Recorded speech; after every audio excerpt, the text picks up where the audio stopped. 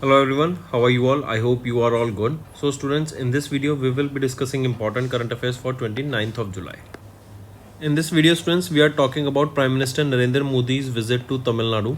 Then we will be talking about exercise Ek Bold Kurukshetra 2025. Then we will be talking about Gyan Bharat Mission. Gyan Bharatam mission that has been launched. All these things and many more will be discussed in this video. So stay tuned with us till the end.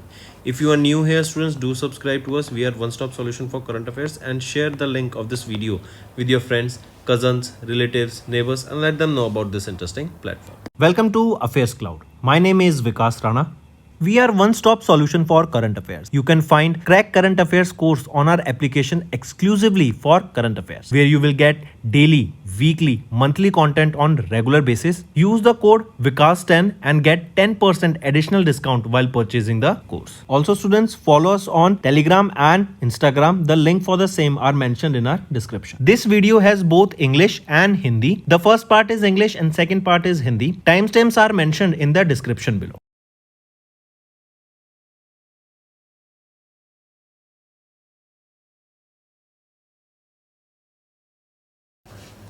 Let's start with national affairs students. Prime Minister Narendra Modi's visit to Tamil Nadu from 26th to 27th of July. During his visit here, he was focusing on infrastructure development. He talked about cultural heritage and regional connectivity. He also laid the foundation stone of multiple projects worth 4,800 crore rupees in Thoothukudi in Tamil Nadu. During this, he has inaugurated the new terminal building at Thoothukudi Tuticorin Airport. Right, it is a new terminal building at the Tuticorin Airport in Tamil Nadu, constructed at a cost of around 450 crore rupees. This will enhance the passenger capacity. The next thing is he laid the foundation stone for ISTS for Kundakulam Nuclear Power Plant, right? And this ISTS is your interstate transmission system that is linked to the Kundakulam Nuclear Power Plant located in the Kundakulam in the Tamil Nadu, and it has been developed nearly for 550 crore rupees. Right, then apart from this, Adi Thiruvathirai festival, right? In this he participated also, and during this he has launched a 1000 rupees coin to mark the 1000th anniversary of the naval expedition of the Emperor Rajendra Chola the One. So these are some things that you need to remember about his visit. Next is India-Singapore joint military exercise, that is Ek Bold Kurukshetra 2025. This was held in Jodhpur, Rajasthan. So the location can be asked that where was this exercise held? It was held in Jodhpur, Rajasthan. This is your Ek Bold Kurukshetra exercise, right? Take a note of it. And this exercise will continue till 4th of August 2025. Correct? Then this exercise aims to strengthen the military cooperation between these two countries. That is exercise Bold Kurukshetra. Next, and this is the 14th edition of this India-Singapore joint military exercise, exercise Bold Kurukshetra. Next is Prime Minister Narendra Modi, as you can see him in the picture, has launched Gyan Bharatam mission for the digitization of the ancient manuscripts. Now, how this will be beneficial is, as these manuscripts will be digitalized, right, and any individuals, and they will be, with the help of digitization, they will be available on the internet. So any individual who want to read these manuscripts will be able to read this, right? This initiative aims to survey, document and conserve over 1 crore manuscripts that are held by the academic institutions, museums, libraries and private collectors across India. This Gyan Bharatam mission, it has been launched as a central sector scheme for a period of 2024 to 2031 with a total allocation of 482.85 crore rupees to preserve, document and promote the India's rich manuscript heritage.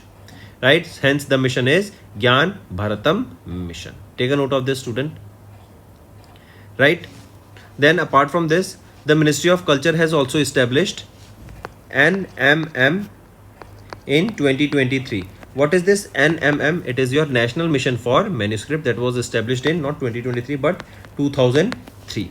Correct, this was under the 10th 5-year plan, the aim of which was to document, conserve and protect and promote the access to India's manuscript heritage. Correct, so this is your coming back Gyan Bharatam mission.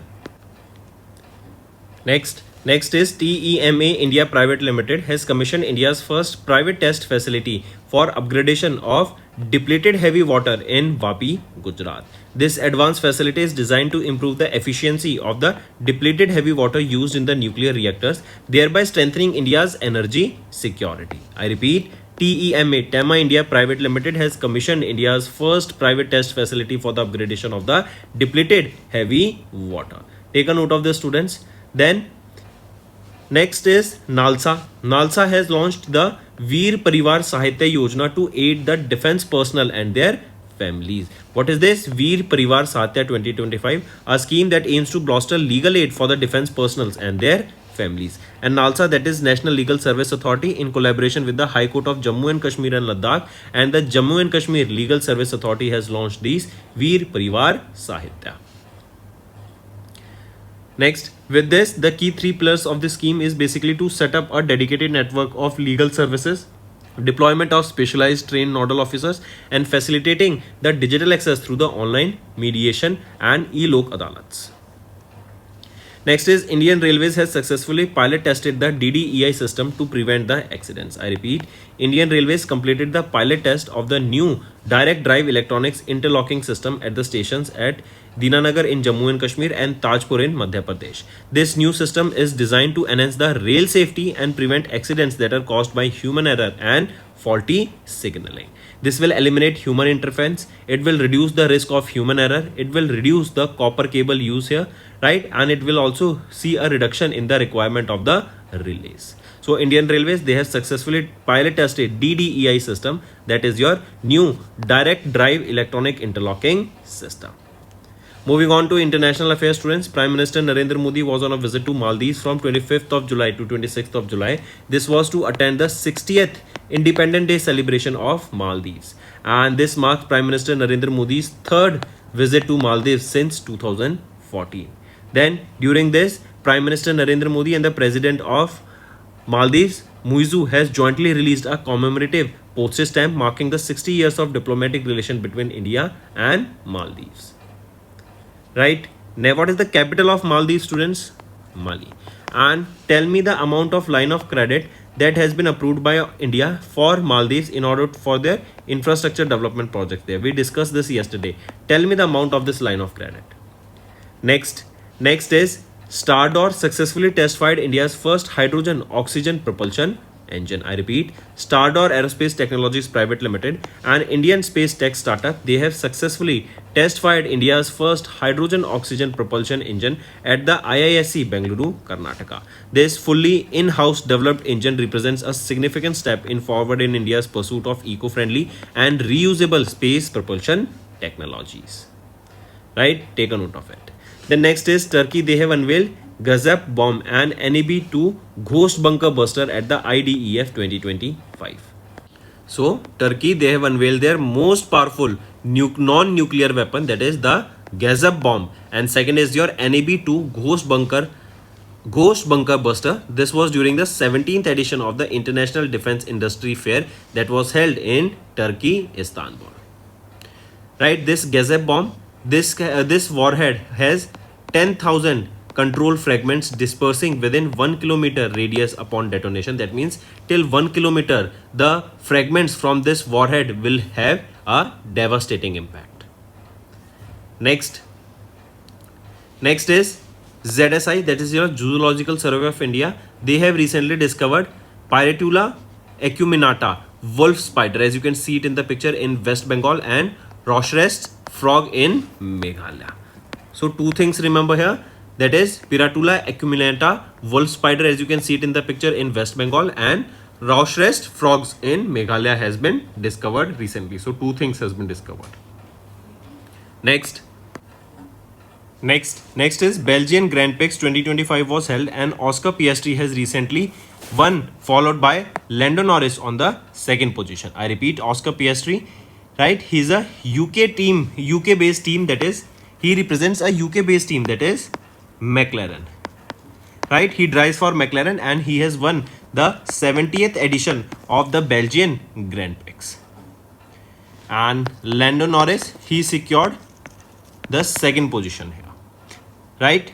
Next, here you can see the list. First Oscar Piastri, second Lando Norris, and third is Charles Leclerc, and fourth is Max Verstappen. Then Hockey India has announced nationwide festival and financial grants to commemorate 100 years of Indian hockey. I repeat, Hockey India, they conducted the 15th edition of Hockey India Congress that was held in Tamil Nadu, and it marked the 100 years of India hockey's glorious journey. And remember one more thing, as I mentioned, 100 years, so that means we can say Indian Hockey Federation, that is a national body for hockey, was officially formed in 1925 in Gwalior, Madhya Pradesh. Correct. And here financial grants has been announced, that is 70 lakh rupees each for hosting the senior men's and senior women's national championship, 30 lakh for junior men, junior women and sub junior men and sub junior women championship, and 20 lakh rupees per state to support the organization of district and state level competitions. Who is the president of Hockey India? Dileep Turkey, headquartered in New Delhi, founded in 2009. Next is books and authors. Uttarakhand's Chief Minister Pushkar Singh Dhami has released a book on student wellness. I repeat, Chief Minister of Uttarakhand Pushkar Singh Dhami released a book titled Sustainable Wellness of Students, A Collective Responsibility in Higher Education, that was edited by Lata Pandey and Dr. Ramanand, the director at Center for Policy Research, at an event that was held at the Chief Minister's Residence Auditorium in Dehradun, Uttarakhand.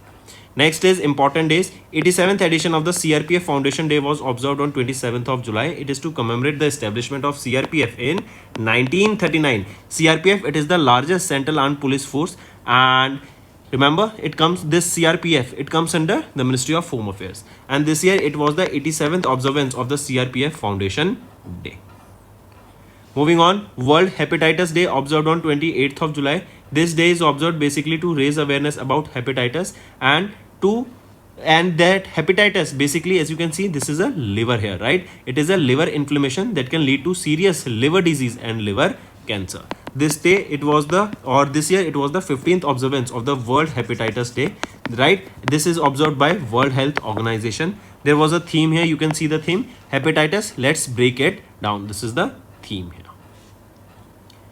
Moving on, next, World Nature Conservation Day observed on 28th of July. This day is observed basically to raise awareness about the importance of protecting the Earth's natural resources and preserving the biodiversity for a sustainable future. This day also serves to raise global awareness about the urgent need to protect and sustainably manage the Earth's natural resources, that is your air, water, soil, plant, animal, and also to maintain a healthy planet for current and future generations. This day is generally observed by United Nations Environment Program. Next is state news. Odisha's Chief Minister inaugurated the first ever Odisha Tax 2025 that was held in Bhubaneswar, Odisha. Right? So we are talking about Mohan Charan Manji, the Chief Minister of Odisha. He has inaugurated the first ever, that is the inaugural edition of the Odisha Tax, that is the Eastern India's largest textile and apparel industry event. It was jointly organized by the state government of Odisha in collaboration with FICCI, and it was held at Bhubaneswar, Odisha. Right? And here two textile parks were launched. Here the focus was on increasing employment cost subsidy. Here 33 MOUs were also signed in the textile sector in Odisha state that will boost the Odisha's textile sector. Right? Very important things, so take a note of this. Right? We just discussed that employment cost subsidy will be raised here, right? So here the cost subsidy under the Odisha Technical Textile and Apparel Policy 2020, it will be raised from 5,000 rupees to 6,000 rupees per month for male workers, and for female workers it will be increased from 6,000 rupees to 7,000 rupees. These two numbers are important, so take a note of it. So that's all for the day, students. Now let's move to the revision part that will be beneficial for your learning, right? So one more thing here you need to remember is about Hindalco that has signed 2 MOUs with Odisha government to set up the manufacturing unit, right? So apart from this, remember this also. Now let's move to the revision part. Next, under which article of the Indian Constitution did Vice President Jagdeep Dhankad submit his resignation to the President of India in July? So it was under Article 67A. One more question from here. The question can be asked that Vice President submits his resignation to whom? So it is submitted to the President of India. Next, in July, RBI has approved the proposal of Current C Investment BV to acquire how much percent stake in infrastructure development finance company First Bank for 7,500 crore rupees. So how much percent it is? It is 9.99%. Next, mention the name of the geostationary communication satellite developed by Israel Aerospace Industries in partnership with Israeli Space Agency, launched into space from Florida, USA. So name that geostationary communication satellite. It is Dror 1. This satellite was launched using Falcon 9 rocket, that is a two-stage rocket which is manufactured by SpaceX, or it is of SpaceX. Next, DRDO, they handed over 6 indigenously designed and developed strategic products to Indian Navy in Jodhpur, Rajasthan. Question is, identify the one that is not in the list of 6 products here.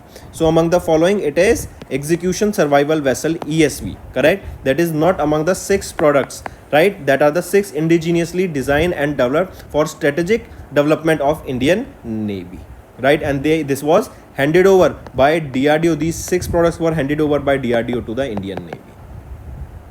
Next, identify the correct statement regarding the successful trials of 3 missiles conducted by Indian Army. If we look at the options here, option A, B and C, all 3 of them are rightly mentioned. Next, mention the company that launched the INS Ajay, the final of the 8 anti-submarine warfare shallow watercraft built for the Indian Navy to strengthen the maritime defense capabilities of India. It is GRSE, Garden Ridge Shipbuilders and Engineers Limited. Next, from which country the Indian Army received the first batch of 3 AH-64E Apache helicopters, making a significant enhancement to their combat capabilities. So from which country Indian Army received the first batch of this AH-64E Apache helicopters, and 3 of them. A total of 6 are there, but first 3 has been delivered now. Next 3 will be delivered in November 2025. So from which country is it? It is from USA.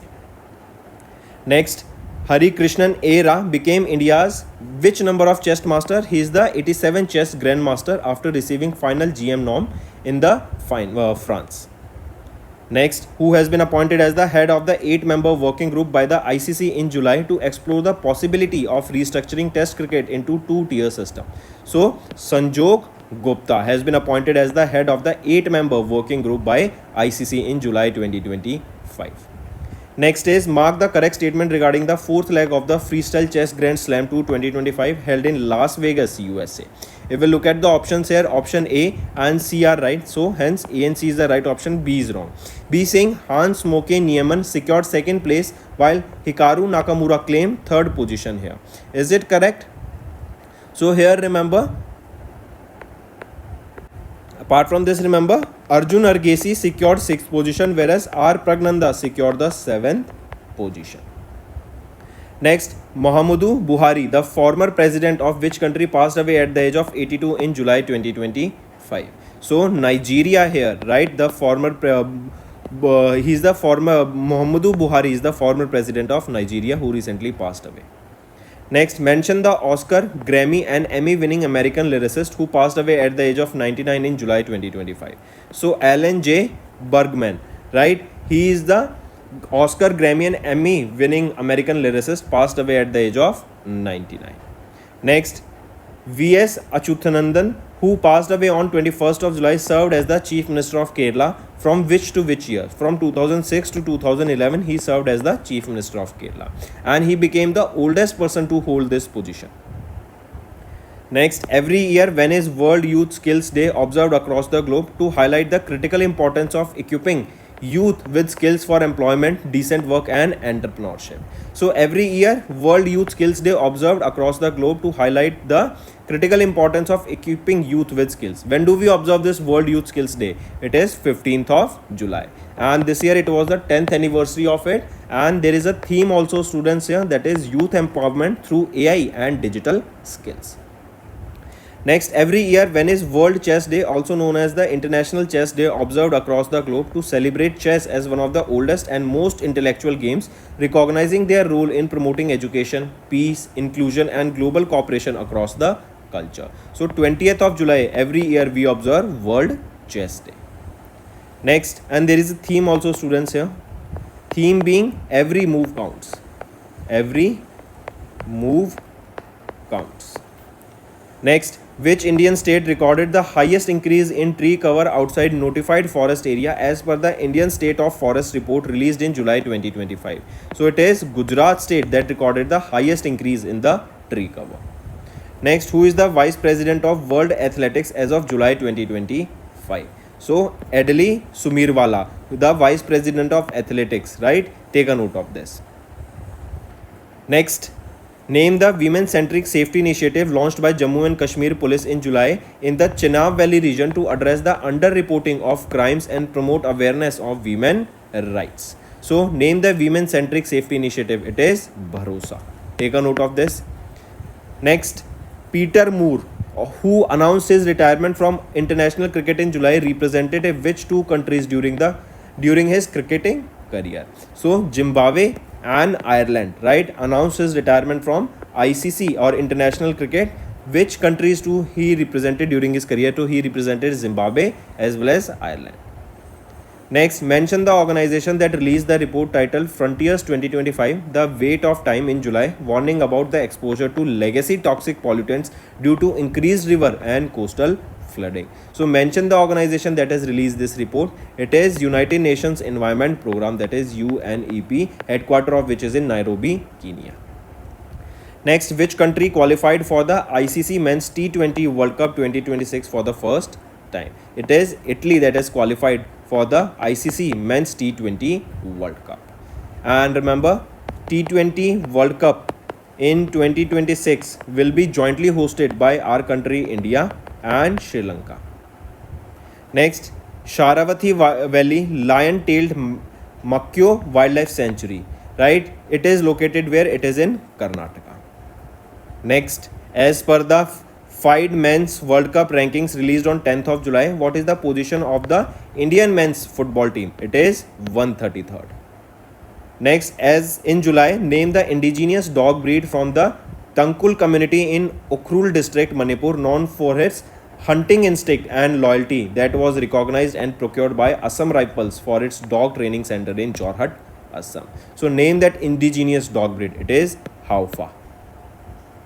Next is, what is the name of the zero balance saving account launched by Fino Payment Bank on 16th of July to promote instant digital transactions? It is Gati, right? And here this will speed the affordable digital banking services delivery in rural areas, and it will be very beneficial. Hence Gati, and Gati means speed only.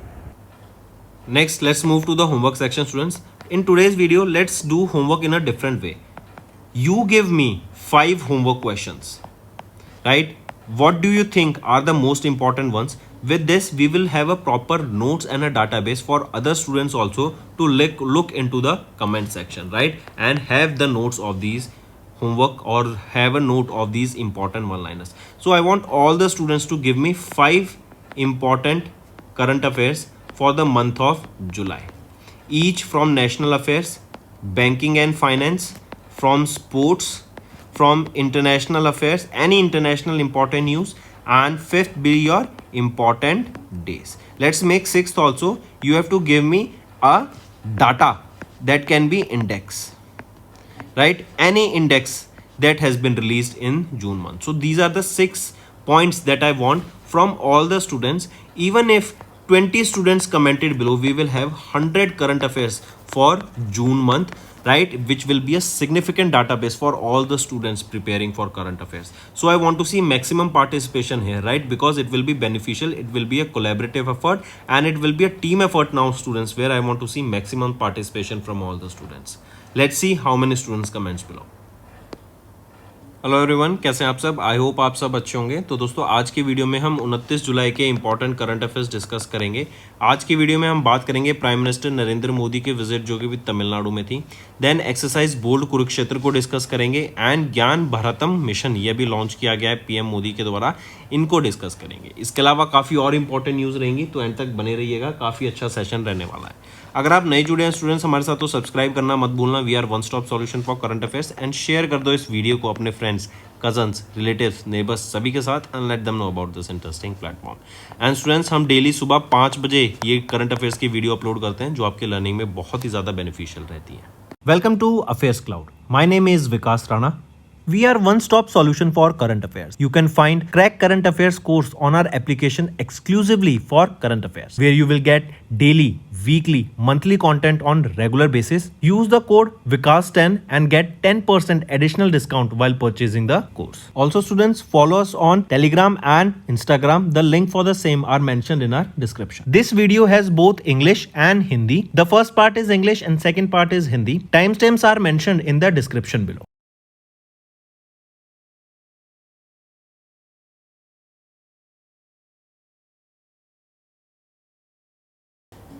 चलिए start करते हैं national affair से। Prime minister Narendra Modi अभी तमिलनाडु के visit पे थे 26 से 27 जुलाई के बीच में, एंड यहाँ पर इन्होंने तुथिकोडी तमिलनाडु में 4,800 करोड़ रुपीस के यहाँ पे सेवरल डेवलपमेंट प्रोजेक्ट्स को डेडिकेट किया एंड लॉन्च किया, जिसमें से हम बात करेंगे एक नई टर्मिनल बिल्डिंग एट तुथिकोडी टुटिकोरिन में लॉन्च की गई एट टुटिकोरिन एयरपोर्ट। 450 करोड़ की लागत से इसको बनाया जाएगा, जिससे पैसेंजर कैपेसिटी यहाँ पे इंक्रीज होती हुई दिखेगी।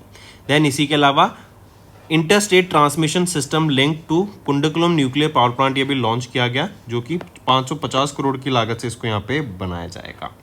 इसके अलावा आदि थिरुवथिराई फेस्टिवल, इसमें प्राइम मिनिस्टर नरेंद्र मोदी का यहाँ पे पार्टिसिपेशन देखने को मिला, एंड इसके दौरान इनके द्वारा एक 100 रुपये का कमेमोरेटिव कॉइन को यहाँ पे लॉन्च किया गया, जो कि 100th एनिवर्सरी को ऑनर करता है of the naval expedition of emperor Rajendra Chola the one. ठीक है, तो ये 2-3 चीज याद रखेंगे। देन आ जाते हैं एक्सरसाइज बोल्ड कुरुक्षेत्र। यहाँ पे इंडिया एंड सिंगापुर की जॉइंट मिलिट्री एक्सरसाइज है, जो कि जोधपुर राजस्थान में हमें देखने को मिली, एंड ये एक्सरसाइज का कौन सा एडिशन है, नेक्स्ट क्वेश्चन ये पूछा जाएगा। तो ये 14th एडिशन हमें देखने को मिलता है इस एक्सरसाइज का। कहाँ पर हुई? जोधपुर राजस्थान में ये क्वेश्चन देखने को मिलेगा, एंड इसका जो पहला एडिशन था वो 2005 में देखने को मिला था इंडिया एंड सिंगापुर के बीच में। इस ये 14th थी, जो 13th एडिशन था वो कहाँ पर हुआ था, तो वो भी हमें जोधपुर मिलिट्री स्टेशन में देखने को मिला था। नेक्स्ट पे आते हैं।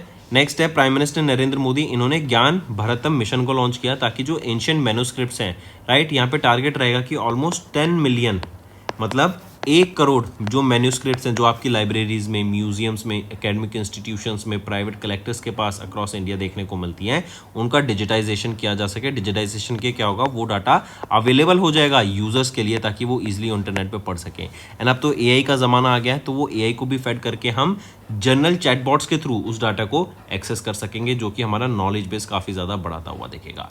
तो ये है आपका ज्ञान भारतम मिशन। ये एक सेंट्रल स्पॉन्सर स्कीम के, सेंट्रल सेक्टर स्कीम के अंडर लॉन्च किया गया है 2024 से 2031 के बीच में, एंड 4,482.85 करोड़ रुपए का यहाँ पे टोटल एलोकेशन रहेगा to preserve the document and promote India's rich manuscript heritage. Right, take a note of it. फिर आ जाते हैं स्टूडेंट्स, इसके बाद एक और चीज, 124वां एपिसोड अभी हमें देखने को मिला of the monthly radio show Mann Ki Baat, जो कि प्राइम मिनिस्टर नरेंद्र मोदी जी के द्वारा कराया जाता है। राइट, 124वां एपिसोड था। नेक्स्ट आते हैं फिर टेमा इंडिया लिमिटेड, इन्होंने कमीशन किया इंडिया का पहला प्राइवेट टेस्ट फैसिलिटी को for depleted heavy water in Gujarat, in Vapi Gujarat. ये एक फैसिलिटी रहेगी जो कि डिजाइन करेगी to improve the efficiency of the depleted heavy water used in the nuclear reactor, जिससे हमारे इंडिया की जो एनर्जी सिक्योरिटी है वो फर्दर ग्रो होती हुई दिखेगी। इसके बाद आ जाते हैं NALSA, national legal service authority, इन्होंने कोलैबोरेट किया high court of Jammu and Kashmir and Ladakh and Jammu and Kashmir legal service authority के साथ, ताकि वीर परिवार सहायता 2025 को यहाँ पे लॉन्च किया जा सके, जो कि एक स्कीम है जिसका एम रहेगा to bolster the legal aid for the defence personnels and उनकी फैमिलीज के लिए। मतलब लीगली जो भी अगर उनको हेल्प चाहिए तो वो यहाँ पे सेटअप की जा सकेगी। इससे एक डेडिकेटेड फ्रेमवर्क बनाया जाएगा of legal services, then deployment किया जाएगा of specialised train nodal officers को, एंड डिजिटल एक्सेस को प्रोवाइड कराया जाएगा through online meditation and e Lok Adalat. फिर आ जाते हैं नेक्स्ट पर इंडियन रेलवेज, इन्होंने सक्सेसफुली पायलट टेस्ट किया DDEI सिस्टम को to prevent the accidents. DDEI क्या है? Direct drive electronic interlocking system. तो इंडियन रेलवेज ने कंप्लीट किया pilot test of this DDEI system को, कहाँ पर? दीनानगर जम्मू एंड कश्मीर में एंड ताजपुर मध्य प्रदेश में। यहाँ पे पायलट बेसिस पे इसको टेस्ट किया गया है, एंड ये सिस्टम डिजाइन किए गए हैं ताकि जो रेल सेफ्टी है उसको बढ़ावा दिया जा सके, एंड जो एक्सीडेंट्स हमें देखने को मिलते हैं थ्रू देम उनको रोका जा सके by human error and faulty signal की वजह से जो भी एक्सीडेंट होते हैं उन पे रोक लगाई जा सके। इसके बाद आ जाते हैं इंटरनेशनल अफेयर्स पे। प्राइम मिनिस्टर नरेंद्र मोदी अभी मालदीव्स की विजिट पे थे 25 एंड 26 जुलाई को, एंड इन्होंने यहाँ पे 60वें इंडिपेंडेंस डे सेलिब्रेशन में पार्टिसिपेट किया ऑफ मालदीव। इवन यहाँ पे आपका एक होमवर्क रहेगा स्टूडेंट्स, कुछ दिन पहले या कल ही शायद हमने डिस्कस किया था, लाइन ऑफ क्रेडिट यहाँ पे मालदीव्स को दिया गया है इंडिया के द्वारा। अमाउंट बताओ ये लाइन ऑफ क्रेडिट का कितना था। इससे क्या होगा, ये लाइन ऑफ क्रेडिट को मालदीव यूज करेगा for various development projects in their country, infrastructure develop होता हुआ दिखेगा। And prime minister Narendra Modi की ये 3rd विजिट है मालदीव में सिंस 2014। नेक्स्ट आ जाते हैं स्टारडोर। इन्होंने सक्सेसफुली टेस्ट फायर किया इंडिया का पहला हाइड्रोजन ऑक्सीजन प्रोपल्शन इंजन को। इसको बनाया गया है एंड टेस्ट फायर किया गया at IISc Bengaluru Karnataka. And ये इंडिया की जो परस्यूट है eco friendly and reusable space propulsion technologies को प्रमोट करने के लिए, उसमें ये काफ़ी ज़्यादा ग्रोथ देखने को मिलेगी।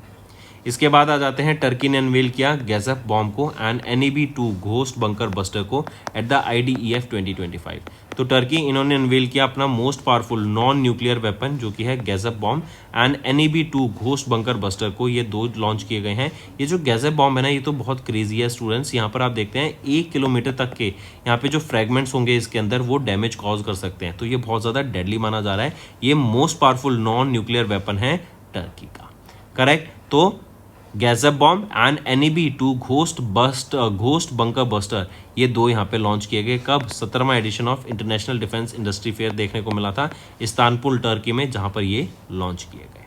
इसके बाद हम बात करेंगे जूलॉजिकल सर्वे ऑफ इंडिया। इनके द्वारा 2 डिस्कवरीज की गई हैं। एक तो है वुल्फ स्पाइडर की वेस्ट बंगाल में, जिसका नाम रहेगा पिराटुला एक्यूमिनाटा, और दूसरी है रॉशरेस्ट फ्रॉग की, जो कि मिजोरम में, जो कि मेघालय में डिस्कवर किए गए। तो फ्रॉग्स मेघालय में एंड ये वुल्फ स्पाइडर वेस्ट बंगाल में डिस्कवर की गई।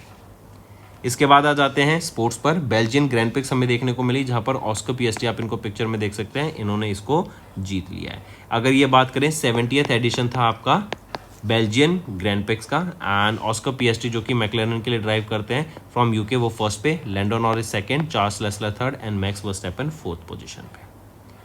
फिर आ जाते हैं हॉकी इंडिया। इन्होंने अनाउंस किया nation wide festival and financial grants to commemorate 100 years of Indian hockey. तो 1925 में ग्वालियर में 7 नवंबर को ग्वालियर मध्य प्रदेश में इंडियन हॉकी फेडरेशन को एस्टेब्लिश किया गया था, जो कि एक नेशनल बॉडी है फॉर हॉकी, करेक्ट। एंड इसी को कमेमोरेट करने के लिए यहाँ पर ये अभी एक 100 ईयर्स ऑफ इंडियन हॉकी को सेलिब्रेट करने के लिए nation wide festival and financial grants approve किए गए। फाइनेंशियल ग्रांट्स रहेंगे 70 लाख रुपए senior mens and senior womens national championship के, 30 लाख रुपए for junior man, junior women, sub junior man and sub junior women national championship के, एंड 25 लाख पर state to support the organisation of districts and state level competitions. Hockey India की अगर मैं बात करूँ तो यहाँ पे प्रेसिडेंट कौन रहेंगे? दिलीप टर्की। इसके बाद आ जाते हैं बुक्स पर। उत्तराखंड के चीफ मिनिस्टर पुष्कर सिंह धामी जी के द्वारा एक बुक रिलीज की गई ऑन स्टूडेंट वेलनेस। ये है sustainable wellness of students, a collaborative responsibility of higher education. इसको एडिट किया गया है लता पांडे डॉक्टर रामानंद के द्वारा, जो कि डायरेक्टर हैं at the central for policy research, right, take a note of it. Then इसके बाद इंपॉर्टेंट डेज पर आ जाते हैं। 87 CRPF फाउंडेशन डे हमने 27 जुलाई को ऑब्जर्व किया। CRPF ये सेंट्रल आर्म पुलिस फोर्स की लार्जेस्ट है, या फिर हम बोलें it is the largest central arm police force जो कि है CRPF, एंड 27 जुलाई को ये डे ऑब्जर्व किया गया। 1939 में CRPF को इस्टेब्लिश किया गया था, एंड इस बार हमने 87th एडिशन इस डे का ऑब्जर्व किया। इसके बाद आ जाते हैं वर्ल्ड हेपेटाइटिस डे, 28 जुलाई को ऑब्जर्व किया जाता है। हेपेटाइटिस बेसिकली एक इन्फ्लेमेशन होता है आपका लिवर में, जिससे हमारा लिवर काफ़ी ख़राब हो सकता है, अलग अलग डिजीज़ हो सकती हैं, एंड इवन कैंसर के होने के भी चांसेस देखने को मिलते हैं। इसके बारे में अवेयरनेस क्रिएट कराने के लिए डे ऑब्जर्व किया जाता है। इस बार 15वां ऑब्जर्वेंस डे ऑब्जर्व किया हमने वर्ल्ड हेपेटाइटिस डे का। वर्ल्ड हेल्थ ऑर्गेनाइजेशन के द्वारा इस डे को ऑब्जर्व किया जाता है। इसकी एक थीम रहेगी hepatitis let's break it down, ये यहाँ पे थीम रहेगी वर्ल्ड हेपेटाइटिस डे की। फिर आ जाते हैं वर्ल्ड नेचर कंजर्वेशन डे, 28 जुलाई को ये डे ऑब्जर्व किया जाता है। वो हमारे नेचर में हमारे अर्थ के जो नेचुरल रिसोर्सेज हैं उसको कंजर्व करने के लिए air, water, fire, earth, soil, right, animals, plants, correct, इनको प्रोटेक्ट करने के लिए एक प्रॉपर इकोसिस्टम मेंटेन बना रह सके, या फिर एक प्रॉपर इकोसिस्टम बना रह सके, उसके बारे में अवेयरनेस क्रिएट कराने के लिए हम ये डे ऑब्जर्व करते हैं 28 जुलाई को। फिर आ जाते हैं स्टेट न्यूज़ के ऊपर स्टूडेंट्स। ओडिशा के चीफ मिनिस्टर इन्होंने इनॉग्रेट किया फर्स्ट एवर ओडिशा टैक्स 2025 को भुवनेश्वर ओडिशा में, राइट। ये टेक्सटाइल सेक्टर को ग्रो करने का काम किया जाएगा इसके under, and Odisha government and FICCI के साथ मिलकर यहाँ पे इस ओडिशा टैक्स को कराया गया, जो कि ईस्टर्न इंडिया का largest textile and April industry event रहेगा, राइट। एंड ये पहला एडिशन था इस इवेंट का, मतलब इनॉग्रल एडिशन भी हम कह सकते हैं। यहाँ पर 2 टेक्सटाइल पार्क्स को लॉन्च किया गया, पहली इंपॉर्टेंट चीज़ ये। एंड जो एम्प्लॉयमेंट कॉस्ट सब्सिडी है वो भी यहाँ पर ग्रो हमें बढ़ती हुई दिखी, जो कि पहले मेन के लिए थी 5,000 रुपये, उसको बढ़ा के 6,000 रुपये कर दिया गया है। एंड जो वीमेन के लिए सब्सिडी होती थी उसको 6,000 रुपये से बढ़ाकर अब 7,000 रुपये कर दिया गया है, ठीक है। Take a note of this. फिर यहाँ पे 33 MOUs भी साइन किए गए हैं वर्थ 7,808 करोड़ रुपीस, ताकि टेक्सटाइल सेक्टर को ग्रो किया जा सके एंड 53,000 जॉब्स यहाँ पे जनरेट की जा सके। इसी के अलावा हिंडाल्को इन्होंने 2 MOU साइन किए ओडिशा गवर्नमेंट के साथ, ताकि सेटअप किया जा सके मैन्युफैक्चरिंग यूनिट को। तो दोस्तों ये थे हमारे आज के इंपॉर्टेंट करंट अफेयर्स। अब आ जाते हैं रिवीजन पार्ट पर, जिससे आपकी लर्निंग और स्ट्रॉन्ग होगी। गोवा की ओजोफेनी, इनको अभी GI टैग मिला है, इससे रिलेटेड हमें बताना है कौन सा ऑप्शन ठीक है। ऑप्शन ए सही है, बी सही है, सी गलत है। सी कह रहा है कि GI रजिस्ट्रेशन जो GI टैग दिया जाता है 5 साल के लिए वैलिड होता है एंड नॉन रिन्यूएबल होता है। तो नहीं, एक तो 5 साल के लिए नहीं, 10 साल के लिए होता है एंड वो रिन्यूएबल टैग होता है। आप उसको वापस 10 साल बाद फिर से 10 साल के लिए ले सकते हैं। Next, identify the initiative that was recently launched by home minister Amit Shah to promote the use of Indian languages in the official work and reduce administrative dependence on foreign languages। मतलब जो इंडिया की जो वर्क है, administration है, उसमें हम अपनी official languages, हम जो फॉरेन लैंग्वेजेस को यूज़ ना करके इंडियन लैंग्वेजेस को प्रमोट कर सकें, राइट। जो 22nd शेड्यूल में लैंग्वेजेस लिखे हम उनका यूज़ कर सकें, राइट। तो यहाँ पे भारतीय भाषा अभियान, करेक्ट, ये लॉन्च किया गया BBA एंड ये इन पार्टनरशिप रहेगा CDAC के साथ, जो कि पुणे का है। इससे क्या होगा कि जो यूनिवर्सल ट्रांसलेशन सिस्टम है ना, उसको इम्प्लीमेंट किया जाएगा, ताकि लोग अपनी लैंग्वेज में बात कर सकें एंड AI की मदद से हम उसको ईजिली ट्रांसलेट भी कर पाएंगे आज के टाइम पे।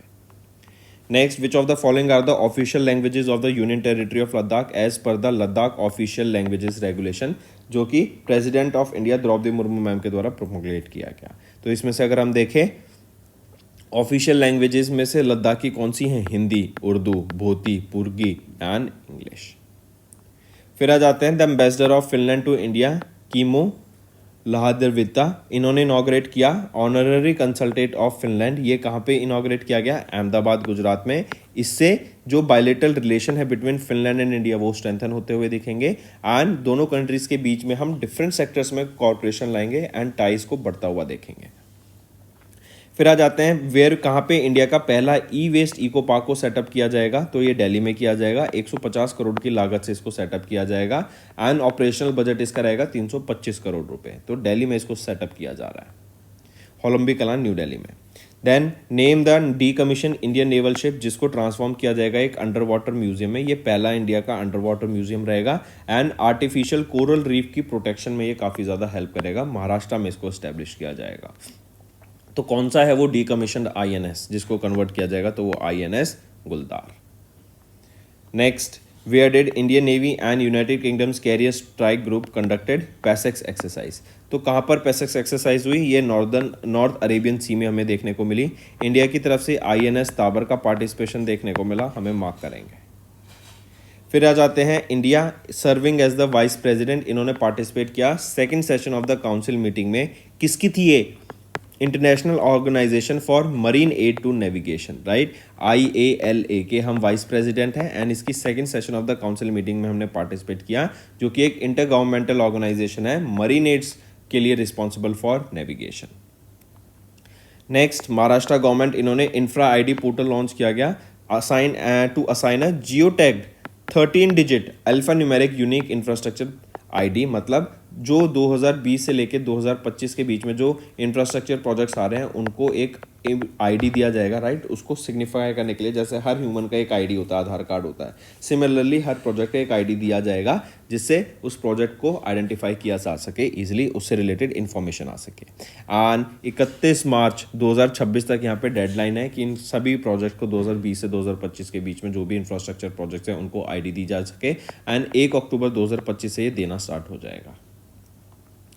Next, the fast track Punjab portal ये लॉन्च किया गया था 2025 में बाय पंजाब चीफ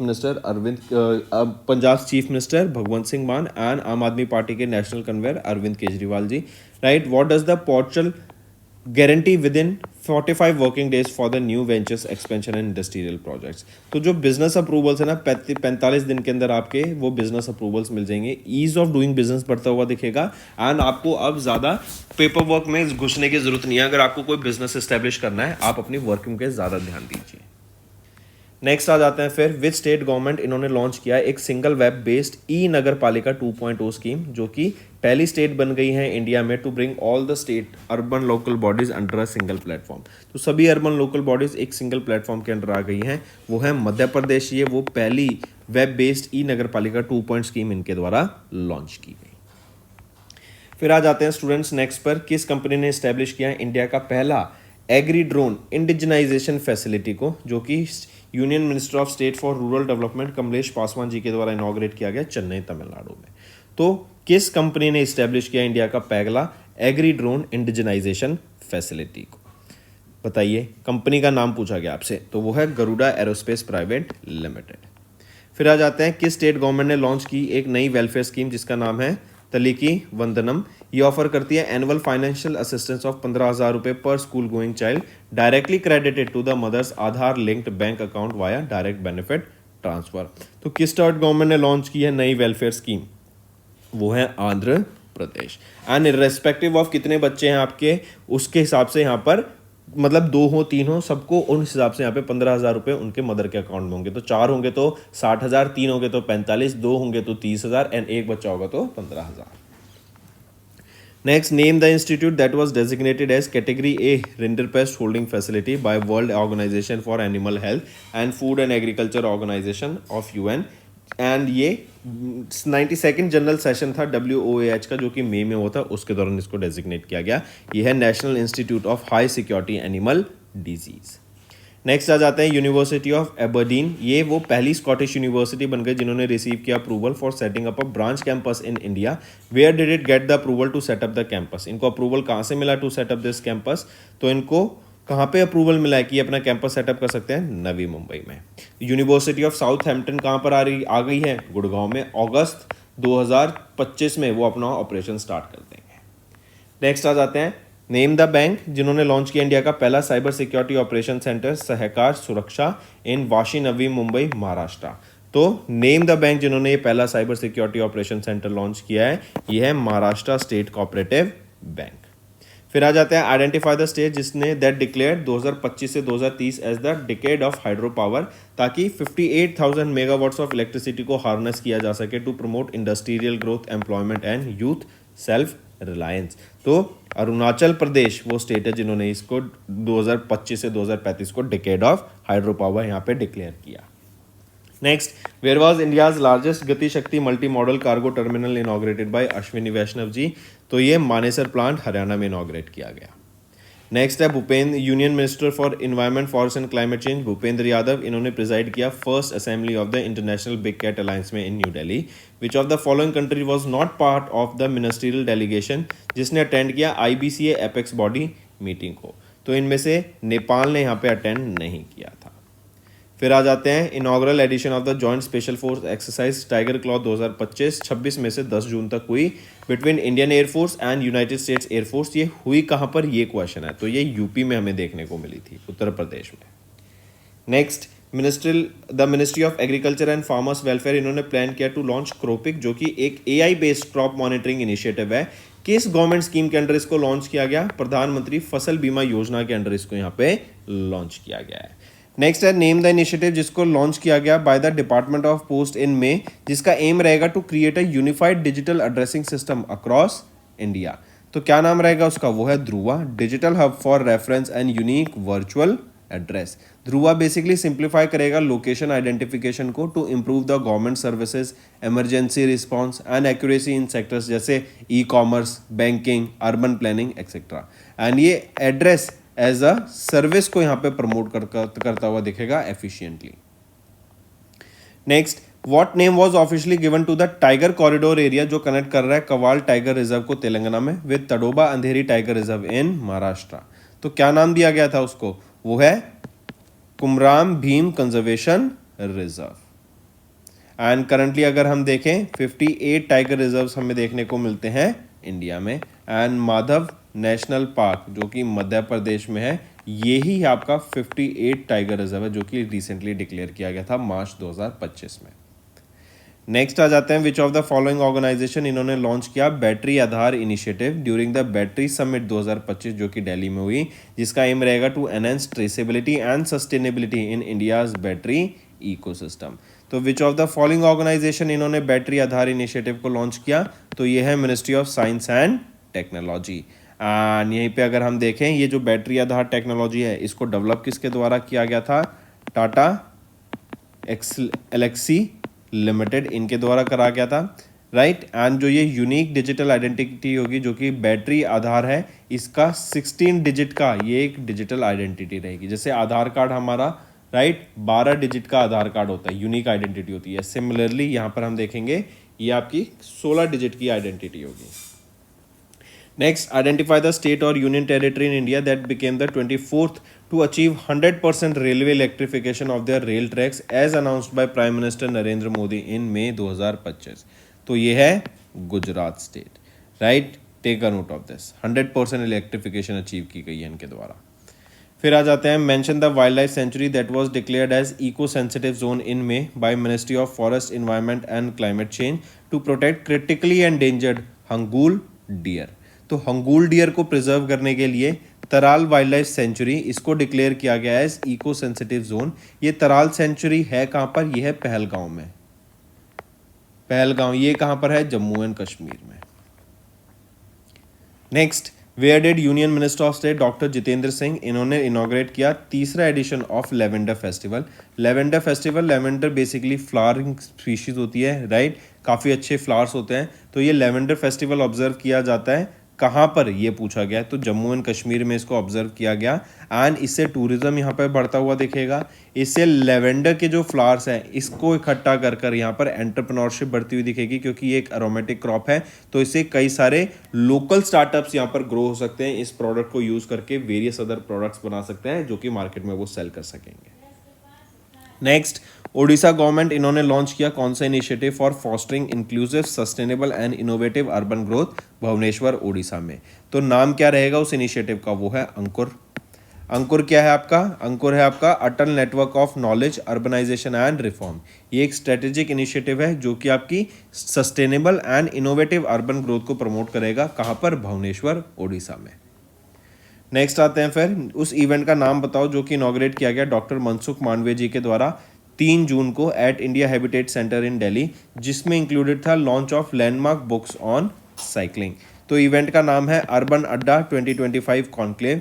यहाँ पे सस्टेनेबिलिटी के ऊपर ध्यान दिया गया है, यहाँ पे बात की गई है जेंडर एंड मोबिलिटी के ऊपर, क्लाइमेट रेजिलेंट सिटीज़ बनाने की बात की गई है, एंड हम कैसे वेस्ट को मैनेज कर सकते हैं, क्लीन एयर प्रमोट कर सकते हैं, वाटर को प्रॉपर्ली सस्टेनेबली एंड अच्छे तरीके से हम लोगों तक पहुँचा सके हैं, एंड इंक्लूसिव ट्रांसपोर्ट के ऊपर यहाँ पे बात की गई, राइट। तो ये है वो इनिशिएटिव अर्बन अड्डा 2025 कॉन्क्लेव जो यहाँ पे लॉन्च किया गया। फिर आ जाते हैं, किस स्टेट गवर्नमेंट ने अभी लॉन्च किया राजीव गांधी वन संवर्धन योजना को, पहली चीज़। दूसरी है ग्रीन अडॉप्शन स्कीम। तो ये दोनों लॉन्च किए गए जिसका एम है to enhance green cover and promote community participation in the state. तो क्या नाम रहेगा उस स्टेट गवर्नमेंट का, वो है हिमाचल प्रदेश। इनके द्वारा राजीव गांधी वन संवर्धन योजना एंड ग्रीन अडॉप्शन स्कीम को यहाँ पे लॉन्च किया गया। द एम यहाँ पे सिंपल सा क्या है कि जो ग्रीन कवर है, हरियाली है, उसको बढ़ाने की यहाँ पे बात की गई, ज़्यादा से ज़्यादा पेड़ लगाने की बात की गई, राइट। एंड जो बंजर जगह पैच ऑफ लैंड हो जाता है छोटा, वहाँ पर हम ग्रीनरी कर सकें, करेक्ट, जिससे एक अच्छा ब्यूटिफिकेशन भी होगा एज वेल एज एनवायरनमेंट के लिए भी अच्छा होगा। नेक्स्ट आ जाते हैं, which 2 wetlands in Rajasthan were newly designated as Ramsar sites as announced by union minister for environment forest and climate change Bhupender Yadav. तो वो 2 कौन से वेटलैंड हैं, वो हैं खिचियान एंड मैनार। एक चीज़ याद रखेंगे, मैनार वेटलैंड कॉम्प्लेक्स, इसको बर्ड विलेज के नाम से भी जाना जाता है, राइट। ये बर्ड में यहाँ पे काफ़ी ज़्यादा स्पीशीज हमें देखने को मिलती है। एंड जो खिचियान वेटलैंड है ये लोकेटेड है नॉर्दर्न थार डेजर्ट में, करेक्ट। इन दोनों राजस्थान में, राजस्थान में 4 रामसर साइट्स हैं। अब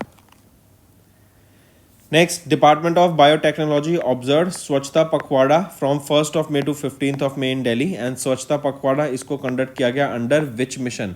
तो ये आपका स्वच्छ भारत मिशन के अंडर कंडक्ट कराया गया था स्वच्छता पखवाड़ा। एंड स्वच्छता पखवाड़ा को इनिशियली अप्रैल 2016 में लॉन्च किया गया था, राइट, जहाँ पे डिफरेंट मिनिस्ट्रीज एंड डिपार्टमेंट ये साथ आती हैं एंड 2 वीक डेडिकेट करती हैं ताकि इंटेंसिव मतलब जोरों शोरों से यहाँ पे क्लीनिनेस के ऊपर काम किया जा सके, सफाई के ऊपर काम किया जा सके। नेक्स्ट, किस स्टेट में इंडिया ने अचीव की 100% success rate in foundational literacy and numeracy assessment under Ullas Nav Bharat सशक्त कार्यक्रम इन जून 2025? तो किस स्टेट ने अचीव किया? ये है Tamil Nadu, right. Next, name the application enhanced by the election commission of India on 4th of June to provide real time voter turnout updates? तो ये है election commission network and information technology. ये launch align करते हैं election commission of India का commitment ताकि timely public communication हो सके, जो कि हाईएस्ट प्रायोरिटी है। एंड इवन अगर आपको याद हो तो पहली स्टेट बन गई है बिहार अभी, जो बात कर रहे हैं कि हम जो इलेक्शंस हैं वो मोबाइल फ़ोन के थ्रू कराएंगे, ऑनलाइन कराएंगे, राइट। आप घर बैठे यहाँ पे ईजिली मोबाइल फ़ोन से वोटिंग कर सकते हो। नेक्स्ट, हु लॉन्च द एक Ped Maa Ke Naam 2.0 initiative along with special modules and eco clubs for mission life, जो कि है लाइफस्टाइल फॉर एनवायरनमेंट। इसका वेब पोर्टल यहाँ पे लॉन्च किया गया।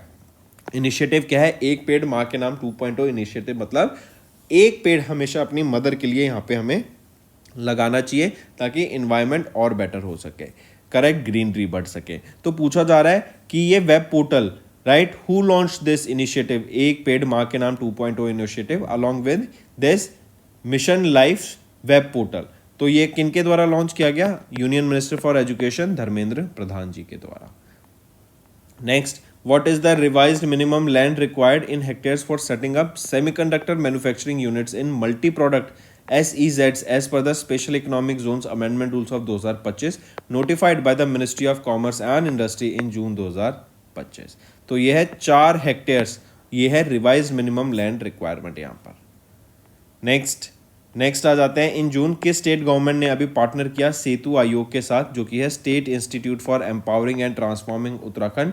यहाँ पे साइन किया गया 3 strategic agreements with Tata trust, NASSCOM and Wadhwani foundation, जिसका एम रहेगा to establish the state as a hub for digital talent and emerging technologies. तो किस स्टेट गवर्नमेंट ने यहाँ पे पार्टनर किया सेतु आयोग के साथ? तो ये है उत्तराखंड, ठीक, take a note of it.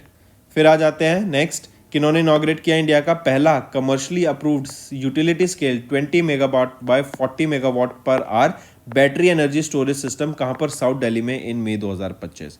तो ये दिल्ली पावर मिनिस्टर आशीष सूद के द्वारा इनॉग्रेट किया गया। एंड ये फैसिलिटी साउथ एशिया की largest grid connected battery energy storage system project रहने वाला है, जो कि first utility scale energy storage system रहेगा, जो कि इंडिया की जो कमर्शियल नीड है उसको पूरा करता हुआ देखेगा। Next, where date Tamil Nadu government notified the creation of greater flamingo sanctuary, जो कवर करता है 524.78 hectares on the occasion of the world environment day, जो कि 5 जून को हम ऑब्जर्व करते हैं, right. I correct myself, world environment day observe कब करते हैं? यस, 5 जून को ऑब्जर्व करते हैं, राइट। तो तमिलनाडु गवर्नमेंट ने नोटिफाई किया creation of the greater flamingo sanctuary, जो कवर करता है इतने hectares on the world environment day in June. तो कहां पर तमिलनाडु में? तो ये रहेगा आपका तमिलनाडु में द धनुषकोडी, ठीक है। Next, in June government of Assam and Meghalaya ने अनाउंस किया एक जॉइंट इनिशिएटिव जहां पे 55 मेगावाट का hydro power and irrigation project को एस्टेब्लिश किया जाएगा। किस रिवर पे? कोलसी रिवर पे। एंड इससे दोनों स्टेट्स की जो नीड है, वाटर की नीड है एंड इलेक्ट्रिसिटी नीड है, वो पूरी होती हुई दिखेगी, करेक्ट। एंड इसमें यहीं पे अगर हम देखें तो असम को बेनिफिट भी देखने को मिलेगा कि ये जो एडिशनल इरिगेशन बेनिफिट है वो यहाँ पे असम को देखने को मिलेगा, बट दोनों को यहाँ पे इलेक्ट्रिसिटी एंड पानी भी मिलता हुआ हमें देखने को मिलेगा, जिससे दोनों स्टेट्स की नीड पूरी होती हुई दिखेंगी। नेक्स्ट है तमिलनाडु के चीफ मिनिस्टर M.K. स्टालिन, इन्होंने वर्चुअली इनॉग्रेट किया 2 इंडस्ट्रियल फैसिलिटीज को, जो कि इस्टेब्लिश की गई हैं agile robots SE and SOL India private limited के द्वारा at a combined investment of 475 crore rupees, जिसका एम रहेगा to strengthen Tamil Nadu's manufacturing and industrial ecosystem. Next, during the first international agri hackathon जो कि जून में हुई, यूनियन मिनिस्टर शिवराज सिंह चौहान इन्होंने अनाउंस किया launch of the clean plant programme to establish 9 horticultural facilities across India. Next, let's move to the homework section, students. In today's video, let's do homework in a different way. You give me 5 homework questions, right? What do you think are the most important ones? With this, we will have a proper notes and a database for other students also to look into the comment section, right? And have the notes of these homework or have a note of these important one-liners. So I want all the students to give me 5 important current affairs for the month of July, each from national affairs, banking and finance, from sports, from international affairs, any international important news, and 5th be your important days. Let's make 6th also. You have to give me a data that can be index, right? Any index that has been released in June month. So these are the 6 points that I want from all the students. Even if 20 students commented below, we will have 100 current affairs for June month, right? Which will be a significant database for all the students preparing for current affairs. So I want to see maximum participation here, right? Because it will be beneficial, it will be a collaborative effort, and it will be a team effort now, students, where I want to see maximum participation from all the students. Let's see how many students comments below.